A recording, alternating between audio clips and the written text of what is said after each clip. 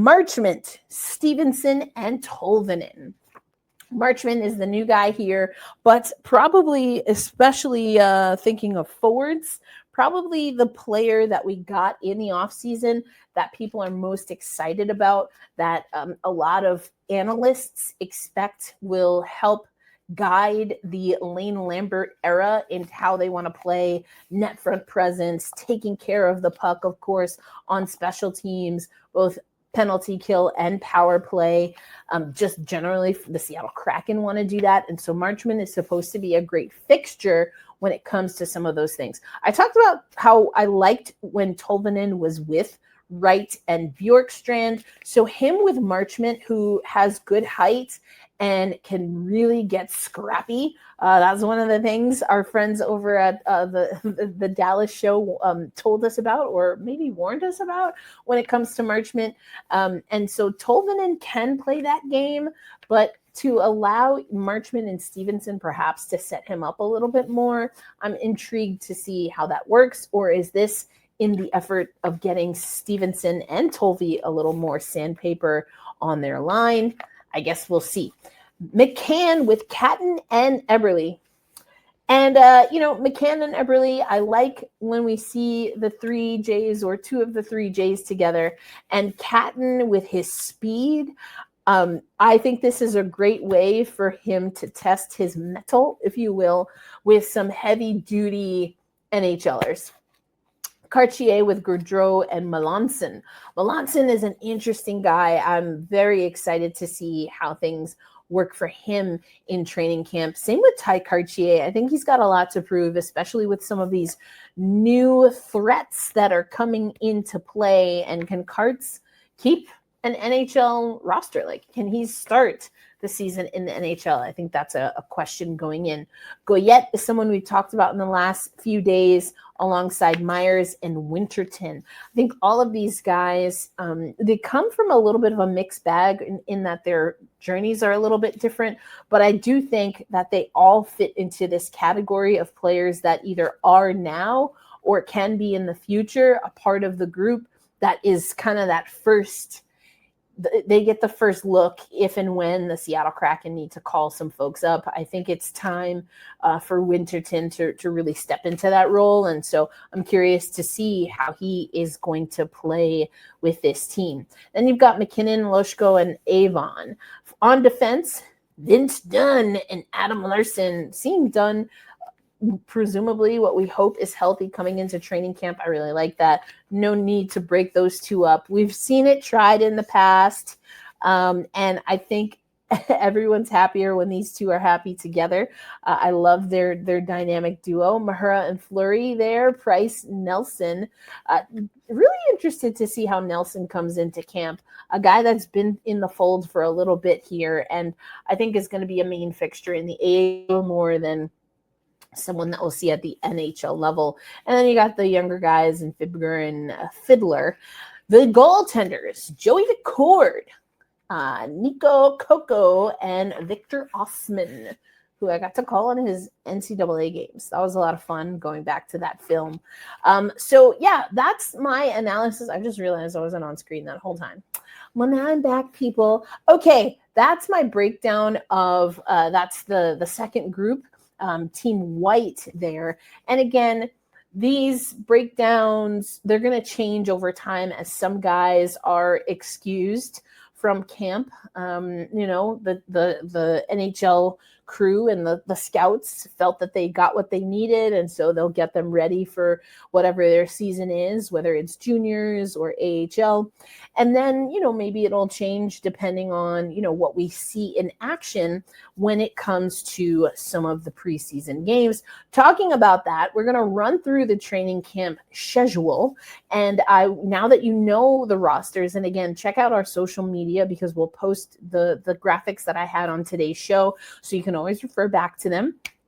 Team Blue and Team White, and if there are any changes, we'll let you know of those changes in detail on the show, and then of course on social media. But what I'm going to do next is break down the schedule because the players alternate. So if Team Blue, for example, is the first group, more than likely they're going to be the second group the next day. So I want to get into the groove, like Madonna once sang, just so you know, and you can plan accordingly if you're going to come to Kraken Community Iceplex for some of the open sessions. Of course, if you are a season ticket holder, you know there are some extra bonus things for you, but I will be at KCI. I've heard from some listeners and we're gonna try and meet up, but if you see me, please do say hi.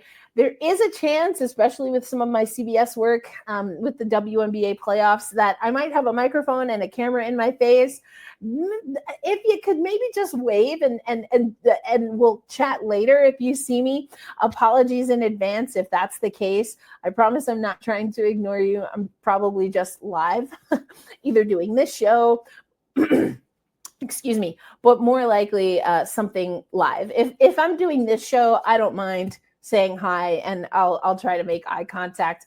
If I kind of am trying to not make eye contact and focus on the camera, that's probably when you can tell that I'm live. Just something that came up the other day, and I was like, oh no, I'm not trying to be rude. It's just that I'm on air right now. So apologies in advance for that. But please, please, please do come say hello.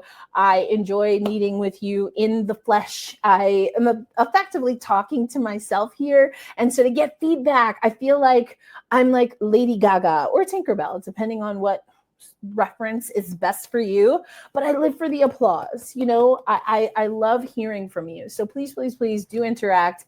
You also know I will take the criticism when there are times where I'm like, ooh, yeah, you called me out for that. I love it. There are other times where people cross the line and I will address that as well. If not only for myself, also because, you know, like I say, we have to be kind to ourselves, and a part of that is standing up for yourself, but being kind to others doesn't mean you can't check them every once in a while, okay? And also, like, if you're talking to me like that, I want to make sure you know there are consequences, because you shouldn't be talking to anyone like that or without expecting a clap back. Anyway, I know I go on my little soapboxes here. My soapbox, my rants, my random, pop culture references, although I did appreciate that in the comments, we have some other Prince of Egypt's. How many Egypts are there? Prince of Egypt fans playing with the big boys. That's what some of these new threats are going to be doing. They're playing with the big boys now. And that gets started in earnest tomorrow, Thursday. I can't wait. I will be there if you're going to be at KCI. Come say hi. Unless you see all the cameras and the stuff. And then I'll throw a deuce and I'll throw up some deuces and talk to you at another time. All right, coming up next, what's that training camp schedule? Well, I'll tell you. And then we'll wrap up today's show of Locked On Kraken. Today's episode of Locked On Kraken also brought to you by our friends at FanDuel.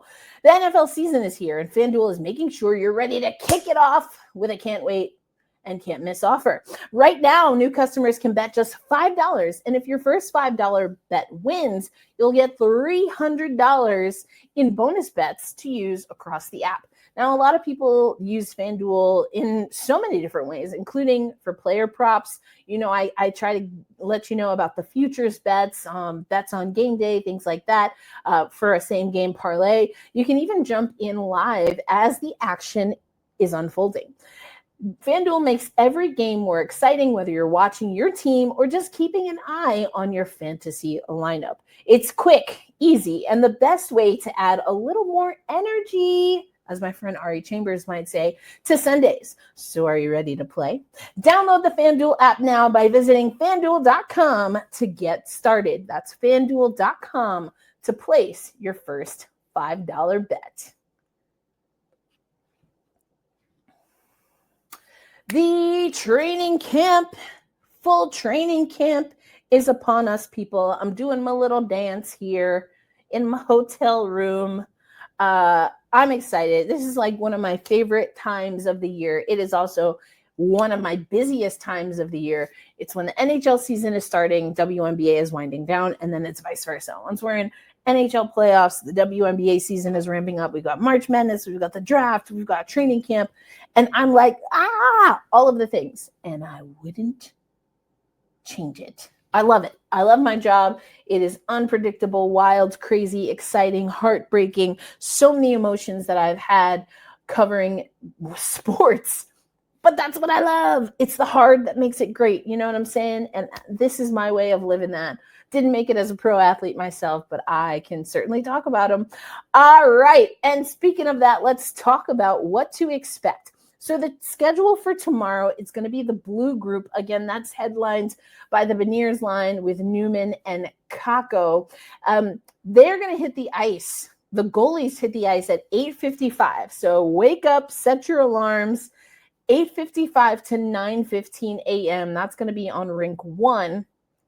Then the practice will start at 9:15 on rink 2 and then move over to rink 1. So 9:15 is practice at rink 2, and then the practice moves to rink 1 at 9:45. And then us media folks will talk to the blue group, as the next group, the white group, will start at 11:10. So the goalies for the white group will hit the ice at 11:10 in rink 1. Then practice will start at 11:30 a.m. in rink 2 and then move to rink 1 at 12 noon. That's for Thursday, tomorrow. On Friday, the white group will start. So 8:55 for the goalies for the white group, and then the blue group starts at 11:10. Again, the white group headlined by the Stevenson line with Marchment and Tolvanen. So make sure you, if you haven't already, rewind. If you haven't already, snapshot the images or the rosters that we have there for you, blue group, white group, and we'll also have them on social media. If you need a refresher, we'll update those and we can post them every day because they might change. So just keep an eye